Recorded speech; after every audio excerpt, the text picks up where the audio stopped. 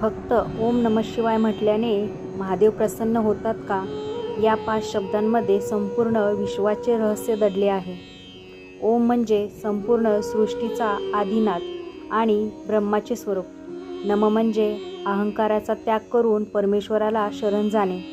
शिवाय म्हणजे कल्याण स्वरूप भगवान शिवांना वंदन, म्हणजेच ओम नमः शिवाय. याचा अर्थ असा आहे की हे विश्वाच्या कल्याण स्वरूप प्रभू, मी माझा अहंकार सोडून तुम्हाला पूर्णपणे शरण आलो आहे. हा मंत्र केवळ शब्दांचा नाही, तर मन, आत्मा आणि शिवाशी जोडणारा एक दिव्य सेतू मानला जातो. आजपासून श्रद्धेने दररोज 108 वेळा ओम नमः शिवाय जप करा आणि मनशांतीचा अनुभव घ्या. माहिती आवडली असेल तर कमेंटमध्ये हर हर महादेव नक्की लिहा. अशीच दिव्य आणि धार्मिक माहिती मिळवण्यासाठी आमच्या चॅनलला लाईक, शेअर, सबस्क्राईब करायला विसरू नका. हर हर महादेव.